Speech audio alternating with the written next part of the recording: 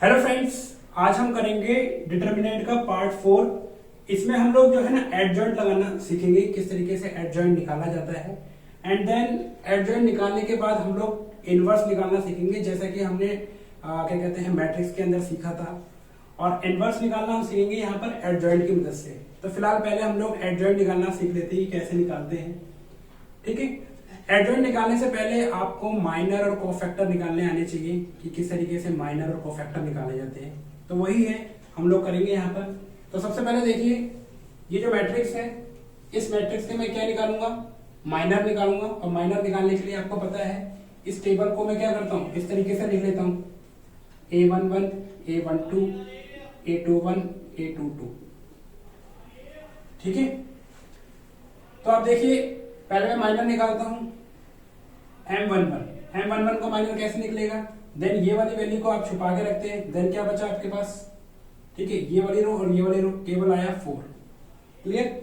Then M12 के लिए आप क्या करोगे, ये वाली वैल्यू हटा के ये वाला सिर्फ रह जाएगा आपके पास 3। क्लियर। फिर आपके पास आएगा M21, तो उसके लिए क्या करना है आपको, ये वाली वैल्यू है 21, तो इसको छुपा देना है, यानी ये और ये, यानी जिस रो में और कॉलम में वो है उसको हटा के केवल ये बचा, तो 2 आ गया। एंड देन उसके बाद आएगा M22। देखिए ये फास्ट समझा रहा हूं, अगर किसी को दोबारा सीखना है माइनर और कोफैक्टर तो पहले वाली वीडियो है वो देख सकता है। क्लियर। आप देखिए ये 22 है, तो इसको और ये वाली रो को हटाना है, तो क्या बच गया 1। क्लियर। तो ये तो मैंने माइनर निकाल लिया। माइनर निकालने के बाद आपने क्या निकालने हैं, इसके कोफैक्टर निकालने के लिए आपको क्या करना है, A11 निकालना है। देन ये फॉर्मूले के अंदर था -1, और जो ये थे एलिमेंट्स I और J, इनको प्लस कर लेना है। एंड देन जो वैल्यू थी M11 की है ना, तो 4 मल्टीप्लाई में 4, तो क्या आ गया आपका, अगर आप सोचेंगे तो ये 2 है, और -1 की पावर 2 क्या होगी 1, और 1 को 4 से मल्टीप्लाई करेंगे देन 4। देन इसके बाद आपका आएगा 1 2, और ये 1 + 2, यानी ये वैल्यू प्लस करेंगे, देन मल्टीप्लाई करेंगे ये वाले वैल्यू से। ठीक है, तो ये -1 और ये 3, ये आएगा आपका -3। क्लियर। उसके बाद आप निकालेंगे यहाँ पर A21 के लिए -1 करेंगे, और 2 + 1, एंड देन 21 की वैल्यू क्या आई थी 2, तो देखिए ये तो आएगा नेगेटिव, और नेगेटिव के साथ 2 ऑपरेट करेंगे तो -2। क्लियर। देन उसके बाद 2 निकालेंगे, तो क्या करना पड़ेगा आपको, फिर वही -1 की पावर 2 + 2 पॉजिटिव हो जाएगा ये 1। क्लियर। एंड देन जो आपका निकला था वैल्यू, ये आ गया आपका 1। क्लियर। उसके बाद इस मैट्रिक्स को आप बिल्कुल ऐसे ही लिख लेंगे, यानी इस मैट्रिक्स के जो कोफैक्टर निकले वो कैसे निकले, 4, देन उसके बाद -3, देन उसके बाद 2, देन उसके बाद 1। क्लियर। ये जो मैट्रिक्स निकला है ये इसमें कोफैक्टर लिख दिए। कोफैक्टर को उसके बाद आपने इसको ट्रांसपोज कर लेना है। ट्रांसपोज मैंने आपको बताया था कि जो रो है वो क्या हो जाएगा, कॉलम, यानी ये रो है ना, दिख रही होंगी, तो ये क्या बन जाएगी, कॉलम। ठीक है, तो ये क्या हो जाएगा 4 -3 एंड देन 2 एंड 1। क्लियर। तो यानी ये समझ में आ गया, ये जो 4 और -3 था ये क्या हो गया, कॉलम में चेंज हो गया, 2 और 1 क्या था, कॉलम में चेंज हो गया। यानी ये ट्रांसपोज होने के बाद ये क्या निकला है, एडजॉइंट ऑफ मैट्रिक्स। ठीक है, तो इस तरीके से इसका एडजॉइंट निकलता है। आई होप ये चीज समझ में आ गई होगी कि किस तरीके से मैंने यहाँ पर एडजॉइंट निकाला है। क्लियर है ना। एडजॉइंट निकालने के लिए आपको माइनर प्लस कोफैक्टर की नॉलेज होनी चाहिए, एंड देन उसके बाद ट्रांसपोज करना है। ट्रांसपोज तो मैंने आपको बता ही दिया था। आइए एक बारी देख लेते हैं यहाँ पर किस तरीके से इसका जो है हम लोग क्या निकालेंगे, एडजॉइंट निकालेंगे। ठीक है, तो मैं इसको रफ कर रहा हूं।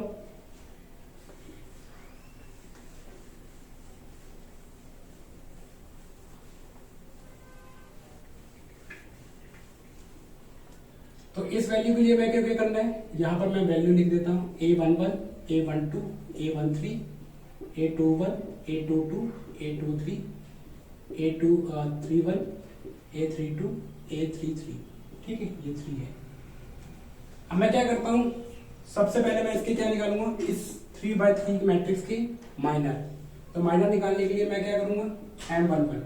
जब M11 करूंगा तो उसके बाद क्या करना पड़ेगा, ये हमारे पास वैल्यू है M11 की, तो इसमें ये और ये कॉलम छोड़ दूंगा तो क्या बच गया 3, 5 एंड देन 0। ठीक है, इसको ऑपरेट करूंगा मैं। देन उसके बाद M12 यानी ये वाली वैल्यू M12, इसको और इसको छोड़ दूंगा तो क्या बच गया 2 - 2 5 एंड देन 0। ठीक है, उसके बाद M13 ये वाला, ये और ये छोड़ देंगे तो क्या आ गया 2 3 0 -2। क्लियर है, ये चीज समझ में आ गई होगी। उसके बाद आपको M ये वाली रोज निकालनी है 2 1 निकालने के लिए ये वाली वैल्यू सिलेक्ट करें, ये वाला और ये वाली वैल्यू हटा देनी है। क्या आ गया आपका -1 और 2 और 0 और 0। ठीक है, ये वाली एंड देन ये वाली। क्लियर, तो यही वैल्यू बच गई, ये चीज समझ में आ गई होगी। देन उसके बाद 2 2 निकाल के बाद क्या होगा, उसके बाद ये 3 है ना, 3 को हटा के ये और ये 1 2 -2 एंड देन 0। फिर उसके बाद M23 क्या होगा, यहाँ पर ये वाली वैल्यू है, इसको हटाकर और इसको हटाकर क्या आ गया 1 - 1 and then -2 and then 0। Clear, अब देखिए M31 निकालते हैं। M31 ये है, देन ये एंड देन ये छोड़ देंगे तो क्या आ गया -1 3 2 5। M32 ये वाली वैल्यू छोड़ देंगे, देन ये वाली और ये वाली, तो आ गया 1 2 2 5 एंड देन M33 वाली वैल्यू छोड़ देंगे, ये छोड़ के ये 1 - 1 2 और 3। देन उसको सॉल्व कर लेते हैं, इसको इससे मल्टीप्लाई देन इसको इससे मल्टीप्लाई, तो ये तो 0 ही आ गया। ठीक है, देन इसको इससे मल्टीप्लाई तो 0 आ गया, माइनस इसको इससे मल्टीप्लाई तो कितना आ गया -10, ये आ गया 10 पॉजिटिव का 10। ठीक है, इसको इससे मल्टीप्लाई 0, देन फिर इसको इससे मल्टीप्लाई तो ये आ गया 6, इसको इससे मल्टीप्लाई 0, इसको इससे मल्टीप्लाई 0 एंड देन ये आ गया 4। ठीक है, डायरेक्टली कर दिया मैंने इसको, तो ये आ गया 4 एंड देन इसको इससे मल्टीप्लाई ये आ गया 2 -2। क्लियर, थोड़ा आप लोग भी ध्यान रखें, कई बार क्या होता है कि सिली मिस्टेक हो जाती है, टीचर से हमसे भी गलती हो सकती है। ठीक है, तो ये लेकिन मैं आपको एक डायरेक्शन दे रहा हूँ कि किस तरीके से सॉल्व करने हैं क्वेश्चन। इसको इससे मल्टीप्लाई -5 देन इसको इससे मल्टीप्लाई 6, तो कितना आ गया आपका -11। देन इसको सॉल्व करेंगे तो कितना आ गया 5 4, तो ये आ गया 1 एंड देन 3 एंड देन 2, ये आ गया। ठीक है, ये चीज तो समझ में आ गई। मैंने यहाँ पर निकाल दिए हैं जितने भी माइनर। ठीक है, ठीक है, मैंने यहाँ पर जितने भी हैं माइनर मैंने निकाल लिए हैं। क्लियर, अब देखिए माइनर निकालने के बाद मैं उसको एक जगह लिख लेता हूँ किस तरीके से मैंने माइनर निकाले हैं। अच्छा, माइनर निकालने के बाद आपको कोफैक्टर निकालने हैं, और कोफैक्टर निकालने के लिए आपको क्या करना है, पहले यहाँ पर मैं माइनर लिख लेता हूँ किस तरीके से, एक जगह लिख लेता हूँ, यहाँ कहीं लिख लेता हूँ मैं माइनर, ये जिससे याद रहे 0 10 6, उसके बाद 0 4 -2, उसके बाद -11 1 एंड देन 5। ठीक है, ये सारे मेरे पास क्या है माइनर। क्लियर, अब मैं कोफैक्टर निकालूंगा इनके। ठीक है, देखिए माइनर मैंने निकाल लिए हैं। ठीक है, माइनर, उसके बाद हमने निकालने हैं कोफैक्टर। अब देखिए कोफैक्टर के लिए मैंने आपको बताया था प्रीवियस क्लास में कि मैं यहाँ पर ही जो है इसमें चेंज कर देता हूँ। कोफैक्टर के लिए क्या होता था कि जो आपके माइनर निकले हैं उस माइनर के अंदर ही चेंज करना होता था कि जो वैल्यू है आई और ये जे की, बनेगा आई और ये जे, इसको -1 के साथ 1 + 1 करना होता था, यानी ये 1 है और ये प्लस करना होता था, देन उसको माइनर से मल्टीप्लाई करना होता था। क्लियर, तो देखिए यहाँ पर अगर मैं इस कोफैक्टर की वैल्यू निकालता हूँ तो इस कोफैक्टर की वैल्यू निकलेगी 1 + 1 यानी -1 की पावर क्या होगी, यहाँ पर इवन होगी, और इवन की जो पावर होती है पॉजिटिव होती है, तो वही आ जाएगा 0। यहाँ साइड में मैं कोफैक्टर लिख रहा हूँ। क्लियर, देन यहाँ पर जो वैल्यू होगी नेगेटिव होगी, देन इसको मल्टीप्लाई करूंगा तो -10, ये मेरा कोफैक्टर है। ठीक है, मैं इसको बॉक्स बना के देता हूँ। यहाँ पर जो वैल्यू होगी पॉजिटिव होगी, 1 + 3 4 एंड 4 की पावर अगर -1 की पावर 4 हो तो क्या होगा, यानी पॉजिटिव, और पॉजिटिव का वैल्यू 6 ही है, या माइनर और कोफैक्टर सेम। यहाँ तो वैसे ही आप कह सकते हो 0 होगा, यहाँ पर क्या होगा 4 होगा कोफैक्टर, और यहाँ पर देखिए ये नेगेटिव है एंड द नेगेटिव के साथ मल्टीप्लाई करूँगा नेगेटिव, ठीक है। देन उसके बाद आपका सर यहाँ पर -1 में लिख देता हूँ, ये पॉजिटिव है और पॉजिटिव 1 को इससे मल्टीप्लाई करेंगे तो 11 ही आएगा माइनस का, ठीक है। यहाँ पर नेगेटिव आएगा और यहाँ पर 3 + 3 पॉजिटिव है, तो यहाँ पर ये भी पॉजिटिव, ठीक है। तो मैंने यहाँ पर सारे जितने भी वैल्यूज हैं कोफैक्टर को निकाल लिए हैं। कोफैक्टर को मैं बारी से लगा देता हूँ यहाँ पर इस तरीके से, यहाँ क्लियर। तो ये कितना था 0 एंड देन ये -10 एंड देन ये 6, ये 0 4 2 एंड -11 -1 एंड 5, ठीक है। ये जो है आपका निकला है कोफैक्टर। लेकिन हमें निकालना क्या है एडजॉइंट, ठीक है। तो एडजॉइंट के लिए क्या करना है आपको, सिंपल है, जो आपका कोफैक्टर निकले हैं इसका ट्रांसपोज कर देना है।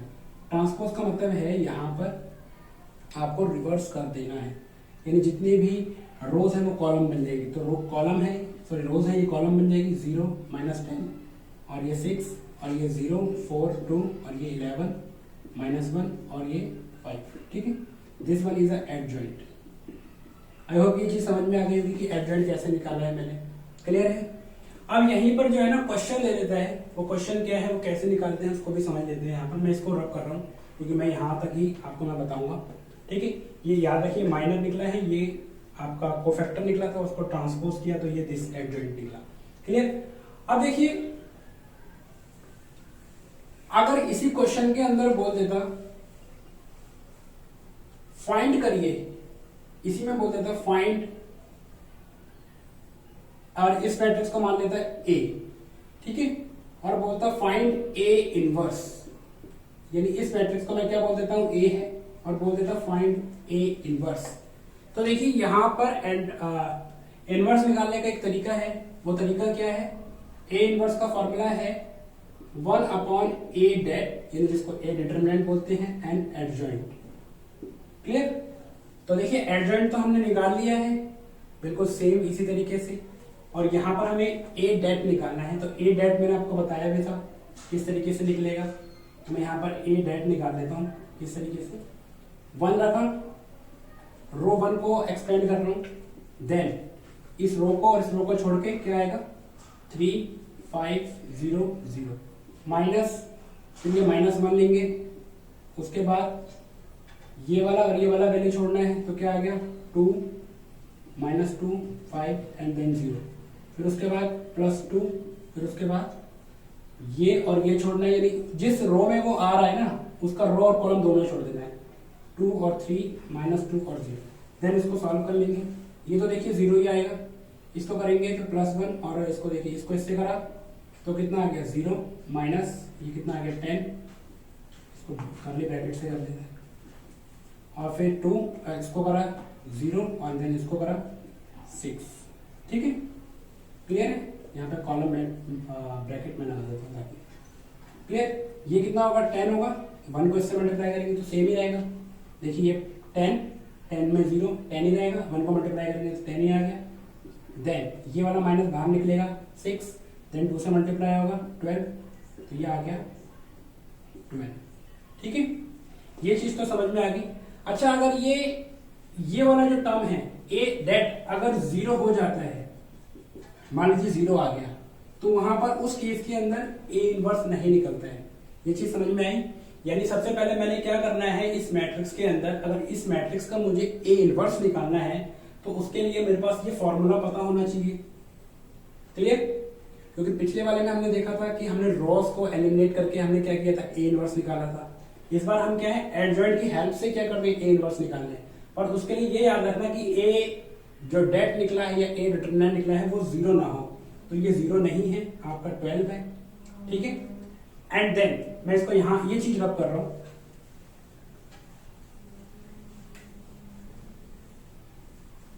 अब देखिए इस फॉर्मूले के अकॉर्डिंग इसको सॉल्व करूंगा। ए डेट एडजॉइंट, ठीक है, ये तो आपका 12 था, अभी निकाला है, क्लियर। और एडजॉइंट अभी निकाला था हमने, कोफैक्टर को ट्रांसपोज किया था, तो यहां मैं लिख लेता हूं इस तरीके से 0 0 -11 -10 4 -1 6 2 एंड देन 5, ठीक है। This is the A inverse of this matrix, ठीक है। इसमें भी हम लोग ऐसे ही करते हैं, इसका भी हम लोग क्या निकालते हैं, डेट निकालते हैं, देन एडजॉइंट के मल्टीप्लाई कर देते हैं, क्लियर। और चाहे तो इसको मल्टीप्लाई भी कर सकते हैं, तो ये तो 0 आएगा, ये भी 0 आएगा, ये आएगा -11/12, ये आएगा 10/12, कटिंग कर देते हैं इसकी 5/6, ठीक है। तो डायरेक्टली लिख देता हूँ -5/6, 4/12 आएगा, तो ये आएगा 1/3, यहाँ 1/3, देन ये कितना आएगा -1/12, और इसको मल्टीप्लाई करेंगे तो ये आएगा 1/2, इसको करेंगे तो 1/6, इसको करेंगे तो 5/12, ठीक है। ये आपका फाइनल रिजल्ट है, क्लियर। तो देखा हमने किस तरीके से ए इनवर्स किया है, क्लियर। तो ये इस तरीके से हम लोग ए इनवर्स निकालते हैं। यहाँ पर हमने सिर्फ इतना याद रखना है कि ए इनवर्स निकालने के लिए ये फॉर्मूला, क्लियर। और कंडीशन क्या है, ये ए डेट निकलेगा, ये 0 नहीं होना चाहिए, नेगेटिव होगा चलेगा, पॉजिटिव है चलेगा, लेकिन 0 जैसे ही होगा वहां पर उस केस में ए इनवर्स फाइंड नहीं कर सकते, ठीक है। ये छोटी सी चीज है, ये आपको याद रखनी है नोट बना के, क्लियर। बाकी मैंने आपको बता दिया कि कैसे निकलेगा एडजॉइंट। एडजॉइंट निकालने के लिए पहले आपको माइनर से कोफैक्टर से आपको ट्रांसपोज करना है, तो एडजॉइंट निकल आएगा। और फिर एडजॉइंट निकलने के बाद आपको ए डेट निकालना है या ए डिटरमिनेंट, उसको मल्टीप्लाई कर देना है एडजॉइंट से, ठीक है। देन आपका ए इनवर्स निकल आएगा, क्लियर। ये छोटी सी वीडियो है, इसके थ्रू जो है आप ए इनवर्स आसानी से निकाल सकते हैं। आई होप ये जो लेक्चर है आपको पार्ट 4 समझ में आ गया होगा, ठीक है।